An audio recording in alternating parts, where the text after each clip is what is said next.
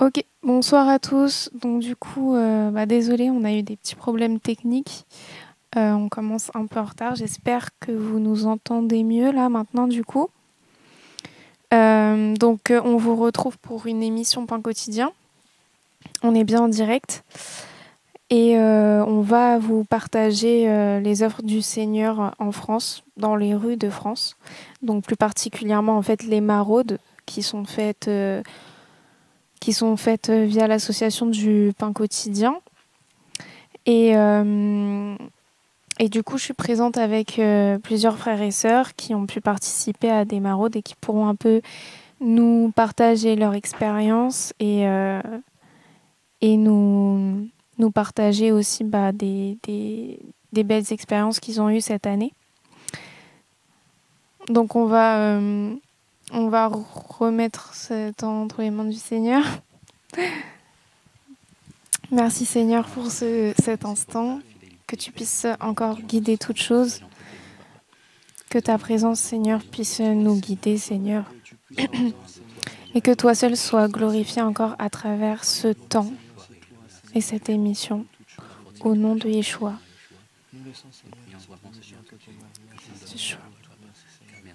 Amen. Donc on va pouvoir aussi vous partager quelques photos et vidéos. Et pour l'instant, je vais laisser un peu la parole aux frères et sœurs qui, du coup, vont pouvoir vous témoigner parce que ils ont pu se rendre plusieurs fois sur le terrain et aller auprès des sans-abri, notamment dans les rues, et partager l'évangile à ces personnes. Donc, est-ce que vous pouvez peut-être nous commencer par nous dire un petit peu les différents endroits où vous avez pu aller et peut-être déjà une expérience que vous avez eue. Donc bonsoir à tous. Donc je bénis le Seigneur déjà pour ce moment, cette occasion, en fait, cette opportunité qui nous donne en fait de venir en fait parler de lui, de parler de ce qu'il fait en tout cas dans les maraudes ici en France. Donc en termes d'organisation, dans un premier temps en fait on a plus travaillé sur Paris. Par la suite, le Seigneur nous a conduits à travailler sur l'Essonne. On a travaillé pas mal sur l'Essonne. Et en réalité, pour faire toutes ces maraudes, ça commence déjà par la prière, quoi. En règle générale, avant même de faire les maraudes, chacun prie le Seigneur. Chacun dans son coin aussi fait des sacrifices. Quand je dis sacrifice, ça peut être aussi des jeûnes. Je sais que tout un chacun a fait des sacrifices par rapport à ça.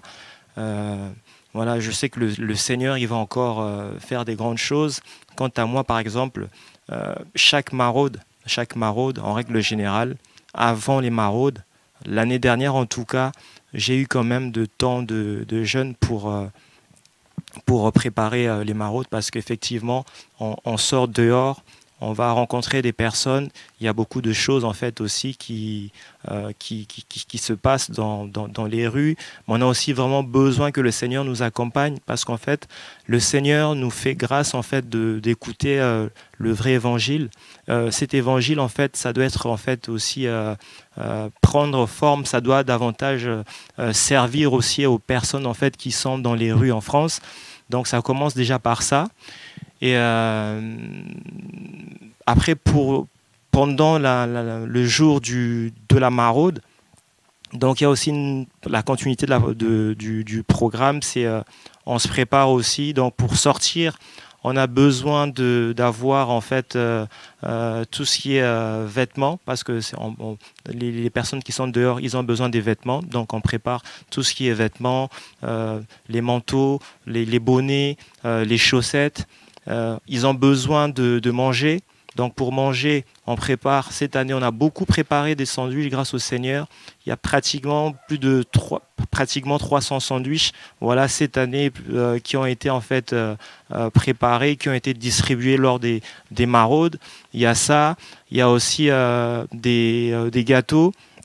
Et j'en profite aussi pour bénir le Seigneur parce qu'en fait, il a ouvert une porte aujourd'hui pour à toucher en fait une boulangerie aujourd'hui qui nous donne pas mal en fait de viennoiseries, pas mal de pain, voilà parce que on a besoin voilà des nourritures pour aller distribuer. Et je vous dis que non, ça nous aide énormément et il y a beaucoup de demandes et nous bénissons vraiment le Seigneur pour tout ça. Et pour faire les sorties aussi, nous avons besoin de tout ce qui est kit d'hygiène. Kit d'hygiène, généralement, c'est composé il y a des brosses à dents, dentifrice, déodorant. Il y a des lingettes, c'est des choses qu'on a distribuées aussi durant cette année 2024. Et pour sortir aussi, on a besoin aussi de tout ce qui est thermos pour avoir du café, du thé. Donc en fait, on se rend compte pour faire une sortie, il faut vraiment déjà se préparer spirituellement. Il faut aussi vraiment se préparer aussi avec tout ce que je viens d'énoncer. Donc c'est très important. Et le jour de la maraude aussi, on prend aussi un temps dans la prière. On prend un temps dans la prière et même après la maraude aussi, on prend un temps aussi pour remercier le Seigneur. Et je peux vous dire aussi, le Seigneur, en fait, on essaye de voir un peu ce qui se passe aujourd'hui par rapport à ce qui s'est passé dans les années passées.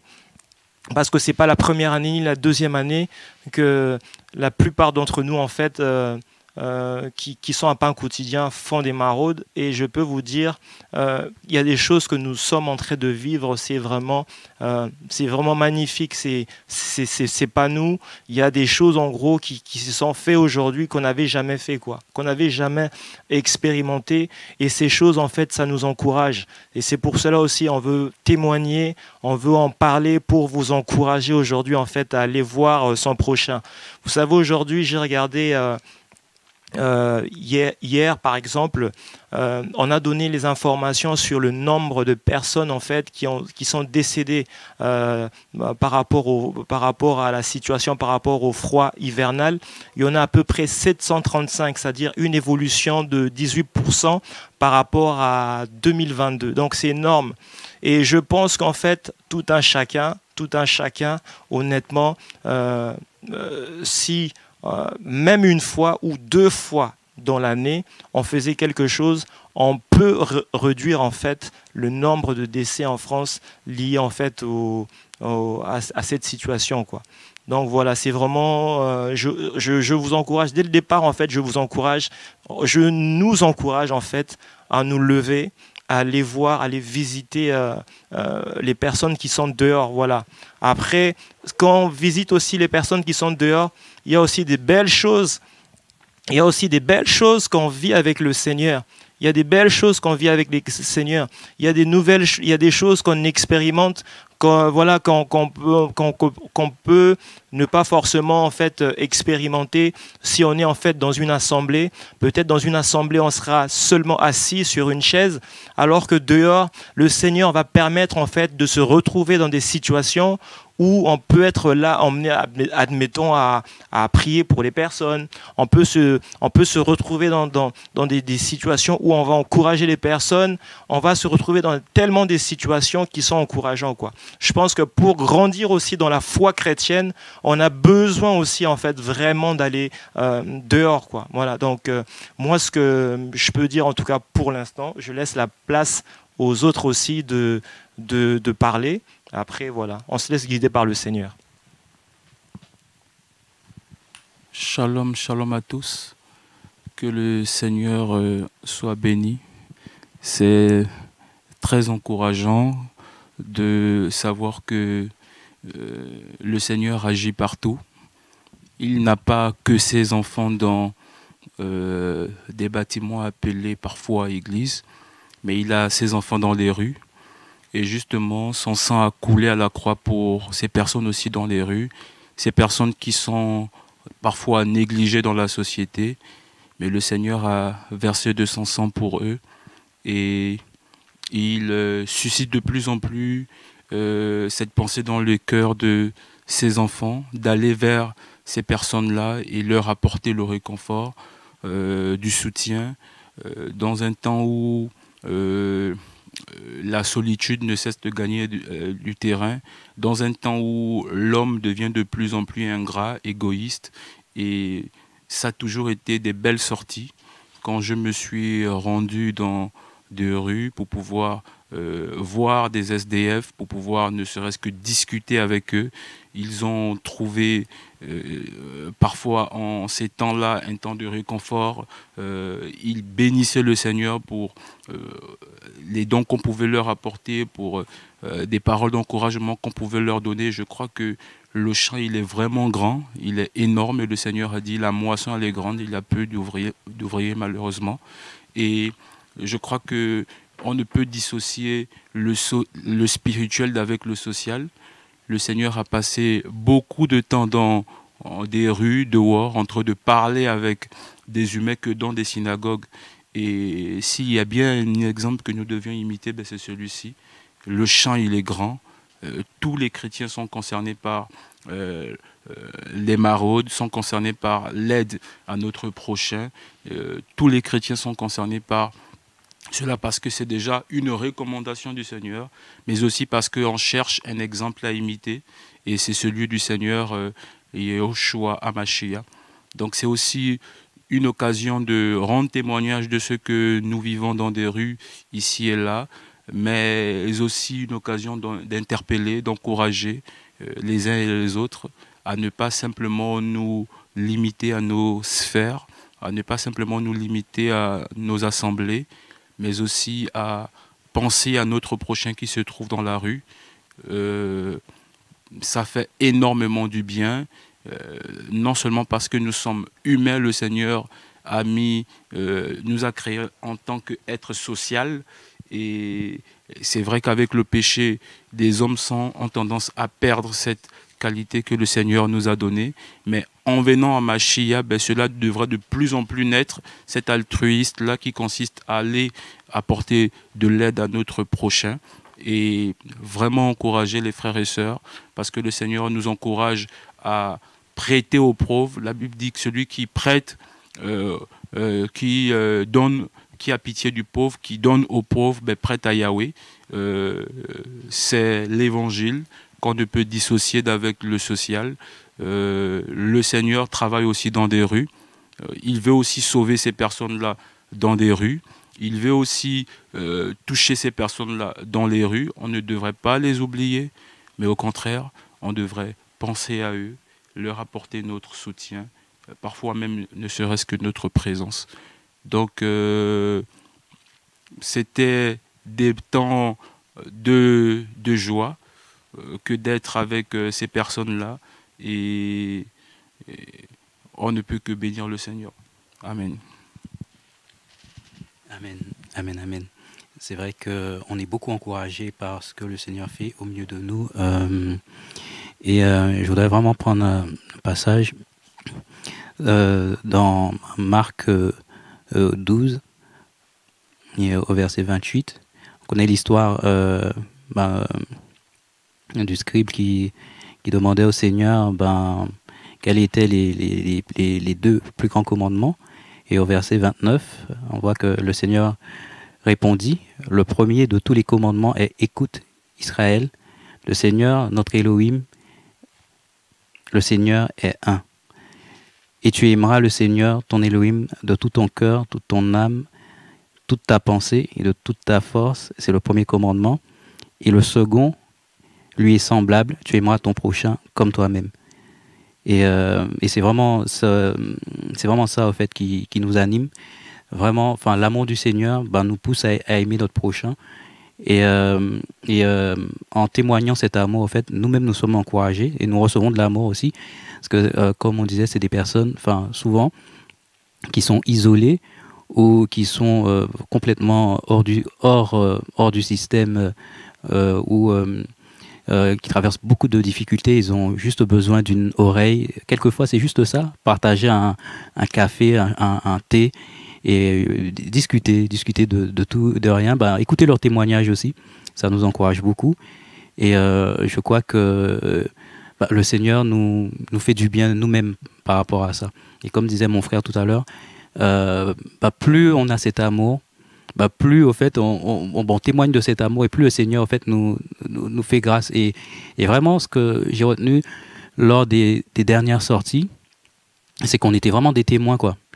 On a absolument, on était là comme des spectateurs à regarder le Seigneur toucher les cœurs. On était, enfin, estomaqués de voir que les personnes étaient sensibles, alors que voilà, on était venus avec pour nous peu de choses, mais vraiment peu de choses, et les personnes ont été bénies et ils nous ont bénis. Et c'est vraiment cela. On voulait vraiment prendre ce temps pour vous encourager à dire que voilà, il n'y a pas besoin de grands moyens.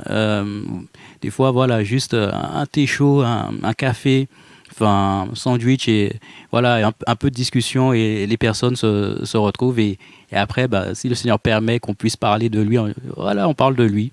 On parle de lui et les personnes sont encouragées. Vraiment, c'est ce que je voulais témoigner ce soir.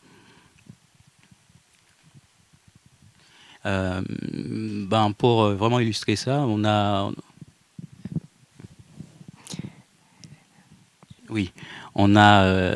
notre sœur, une sœur qui nous accompagne et je pense qu'il pourra vous encourager et témoigner de ce que le Seigneur permet au travers d'elle. Donc du coup, on va juste en fait vous partager 2-3 photos, vidéos en fait des maraudes. C'était les dernières maraudes, ouais.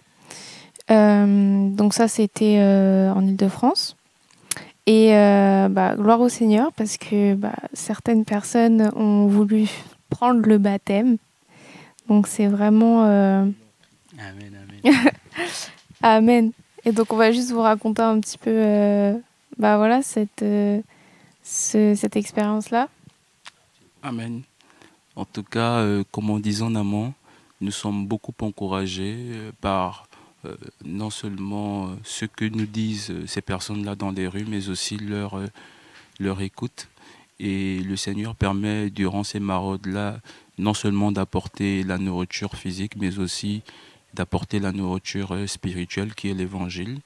Et à notre dernière sortie en Île-de-France, le Seigneur a permis que des personnes soient touchées par lui, par l'Évangile, et ont accepté de marcher à nouveauté de vie et passer par des eaux du baptême. C'était encourageant. Nous avons été encouragés par la manière dont le Seigneur disposait des cœurs, attirait des personnes, touchait des cœurs. C'est vraiment encourageant. Vous pouvez voir de vous-même les images. Il y a 3 nouveaux frères et sœurs dans le royaume. Amen. Le Seigneur, Amen, Alléluia. Le Seigneur touche des cœurs partout. Donc il a, comme on le disait en amont, il a versé de son sang pour ces personnes-là. Et il faut bien que des ouvriers se lèvent et vont dans les rues et apportent non seulement cette nourriture physique à ces personnes, mais aussi cette nourriture spirituelle qui est l'essentiel, qui est utile pour le salut de nos âmes. Amen.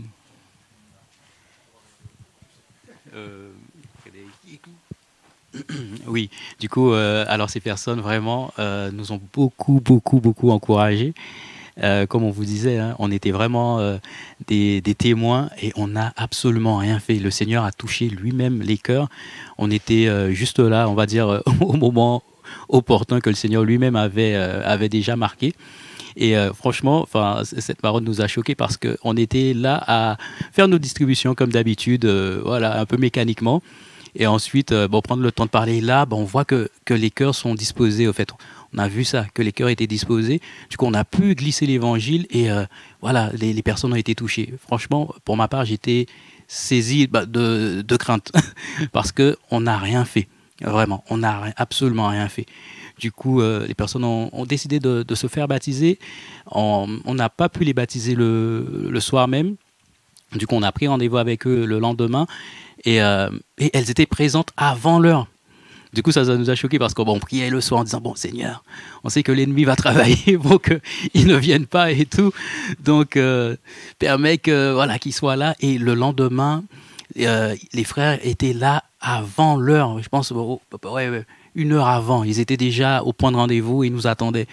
Du coup, on a vraiment été encouragés. Vraiment, vraiment. Victoire. Amen. Victoire, là c'est notre nouveau frère, le frère Nolan, voilà, qui est heureux de prendre son baptême aussi. Donc c'est vraiment beau, quoi. C'est beau ce que le Seigneur il fait. Donc là, les choses qu'on vit, vraiment, ça nous dépasse, quoi. Voilà. On a vraiment l'impression, plus on avance avec le temps, plus en fait le Seigneur nous montre de grandes choses, il nous surprend. Voilà, notre prière est vraiment de rester toujours comme des enfants, quoi, à ses pieds, quoi. On ne veut pas avoir l'orgueil, on ne veut pas avoir voilà, des idées voilà, farfelues. On veut vraiment rester des enfants à ses pieds, continuer à travailler, parce que je pense qu'il y a vraiment beaucoup de choses à faire, quoi. On veut le faire dans la simplicité. Voilà, de toute façon, je pense parmi nous, je pense que le Seigneur les a rappelés. Hein.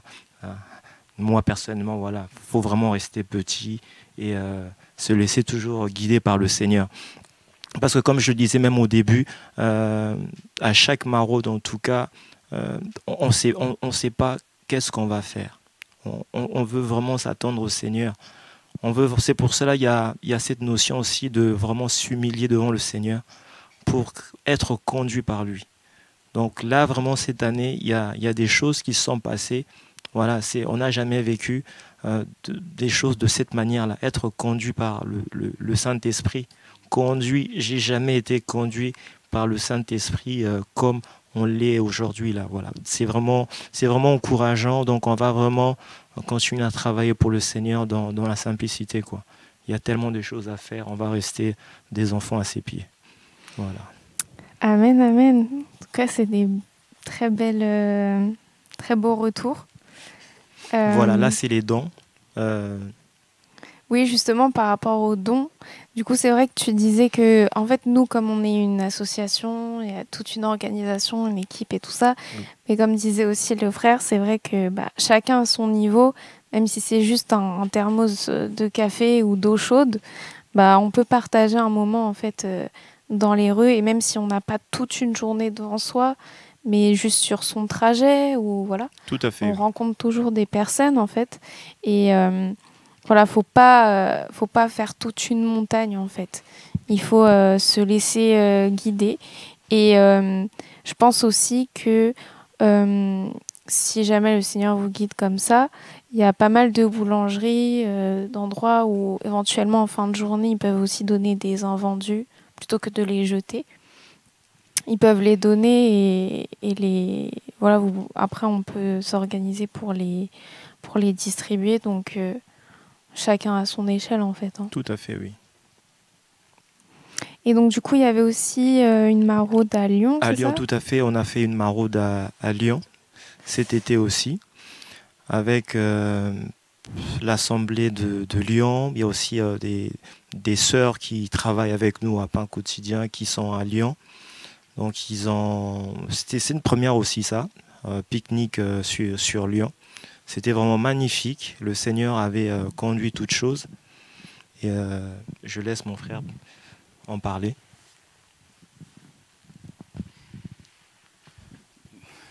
En effet, comme vous voyez des images, cet été, nous avons eu à aller à Lyon, toujours dans le même cadre, répondre à l'invitation du Seigneur dans des rues pour pouvoir prendre soin des personnes dont il a à cœur.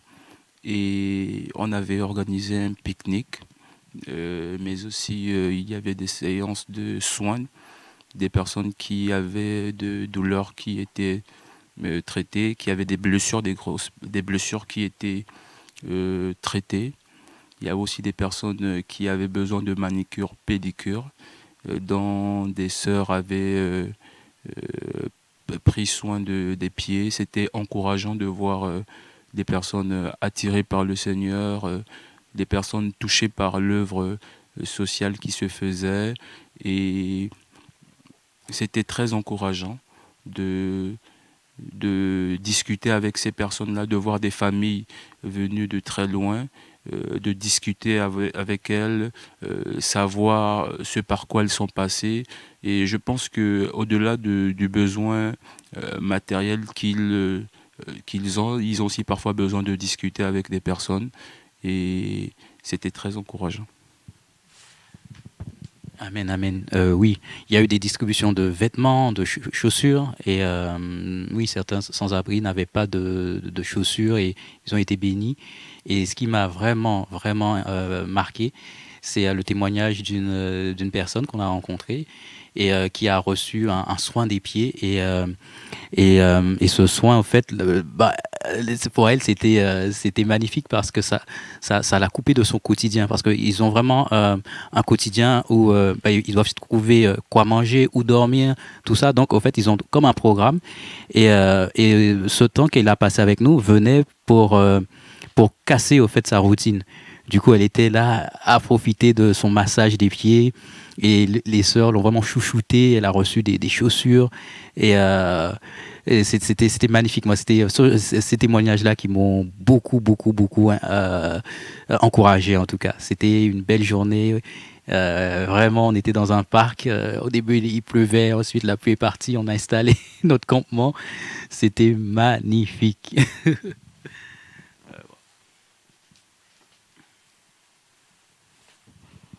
Amen, bah, c'est vraiment magnifique. Est-ce qu'il y a quelque chose d'autre dont vous vouliez témoigner? Oui, je pense qu'il y a une vidéo qu'on peut montrer, c'est la vidéo, la vidéo sur la guérison de notre frère, parce qu'en fait, il avait des problèmes de genoux.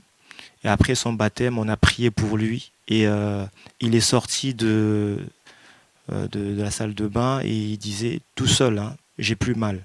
Et donc on était tellement dans la joie qu'on s'est mis à louer le Seigneur ensemble. Magnifique Seigneur en tout cas. Ça c'est vraiment des choses qu'on vivait pas, que le Seigneur permet aujourd'hui qu'on puisse vivre et c'est beau quoi, c'est encourageant. On voit qu'en fait le Seigneur équipe vraiment son peuple pour aller dans les rues quoi. Voilà.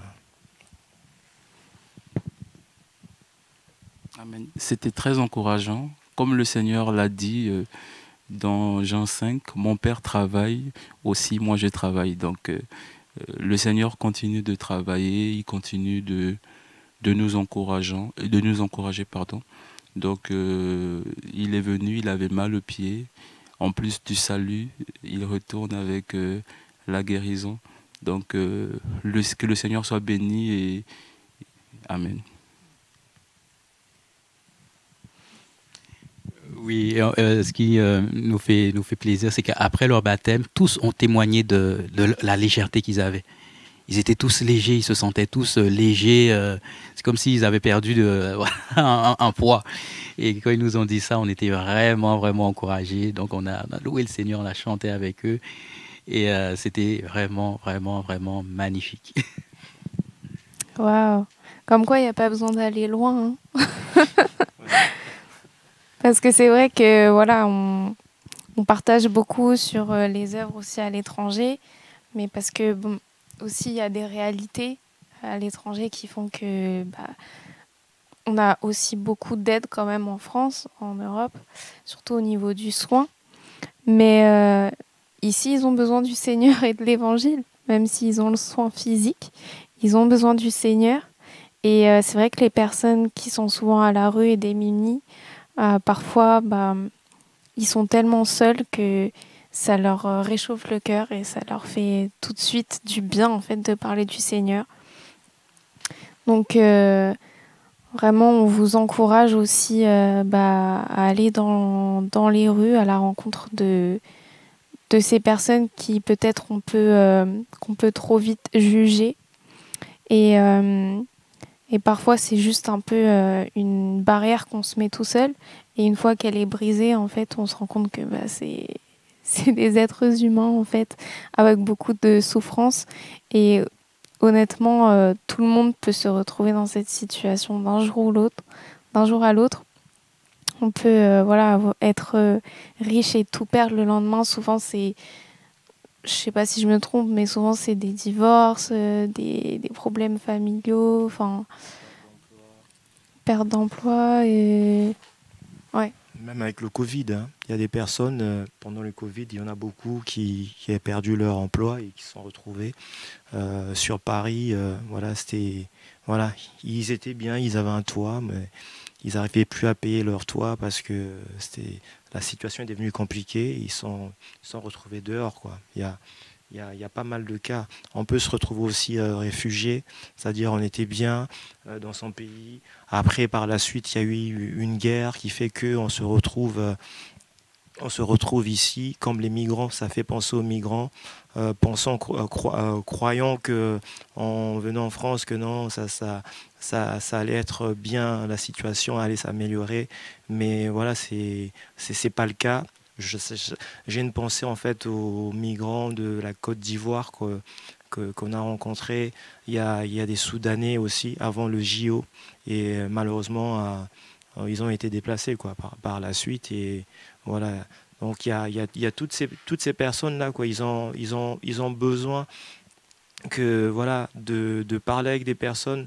On sait jamais quoi, c'est-à-dire le Seigneur peut nous mettre en fait un mot d'encouragement pour ces personnes-là, pour qu'ils puissent en fait reprendre l'espoir. Vous voyez, donc il y a tellement de choses à faire. Nous bénissons en tout cas le Seigneur, quoi. Nous sommes heureux en tout cas de travailler pour le Seigneur et j'en profite aussi à nouveau pour demander aux vrais enfants du Seigneur de continuer à prier pour cette œuvre qui se fait en France, mais voilà, de se lever aussi à nouveau. C'est aussi vraiment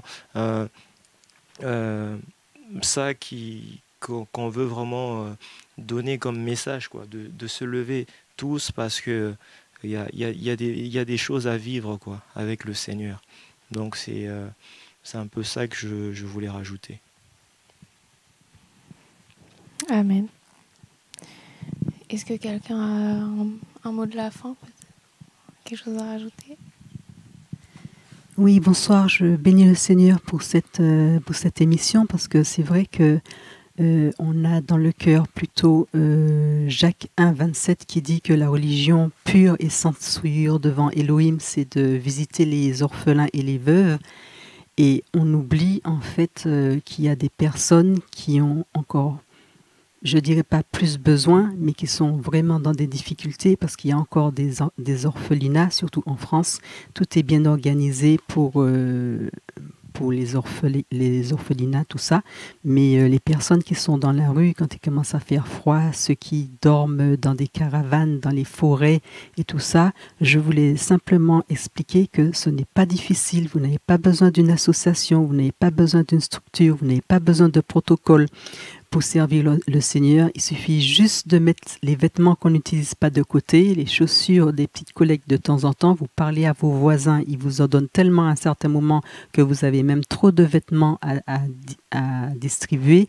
Vous aimez faire du colombo ou quoi, ou du couscous, vous faites ça, vous mettez ça dans une petite barquette, vous allez les voir et vraiment le Seigneur dispose les cœurs parce que vous avez prié avant d'aller sur le terrain. Et c'est comme s'il vous attendait, quoi. C'est comme s'il vous attendait parce qu'on est quelque part, je dirais pas leur seul secours, mais vous savez, quand vous priez pour des personnes, vous voyez leur visage quand ils sont guéris. Vraiment, ça fait vraiment chaud au cœur. C'est vraiment miraculeux, quoi. C'est vraiment, vous voyez le Seigneur à l'œuvre comme ça. Il vous surprend à chaque fois que vous sortez. C'est magnifique. Et ces personnes, elles sont tellement reconnaissantes quand vous écoutez leur histoire, parce que leur histoire, ça peut être aussi la vôtre, hein, parce que comme disait la sœur tout à l'heure, ça arrive à n'importe qui. Il vous arrive un pépin, vous perdez votre travail, eh ben vous êtes SDF. Le Seigneur nous fait passer par des épreuves justement pour nous préparer à ce genre de service. Et comme ça, on sait très bien leurs attentes, on sait très bien leurs peurs, leurs craintes, ce qu'ils attendent, et on sait aussi comment les aider. Le fait simplement d'écouter leur vie, même des fois, ils n'ont même pas besoin que vous leur donnez la solution. Ils attendent justement une écoute, mais en général, ils ils sont déjà... c'est comme si le Seigneur, des fois, leur a déjà parlé. Il y en a beaucoup qui aiment déjà le Seigneur. Ils attendent justement de voir des vrais enfants de Dieu qui répondent à leurs questions, qui répondent quand ils veulent se faire baptiser et tout ça. Vraiment, je vous encourage à ouvrir vos cœurs sur les gens de la rue, parce que ce sont les enfants de Dieu qui sont dans cette rue, dans ces rues. Merci. Amen. Gloire au Seigneur. Okay. Bon, bah, c'est sur ces derniers mots. En tout cas, je pense qu'on vous a partagé un peu les belles œuvres du Seigneur que nos frères et sœurs ont pu expérimenter ces derniers temps. Et on espère que vous êtes encouragés aussi. Donc en tout cas, on se retrouve bientôt dans une nouvelle émission, normalement tous les vendredis. Et on vous souhaite une très bonne soirée.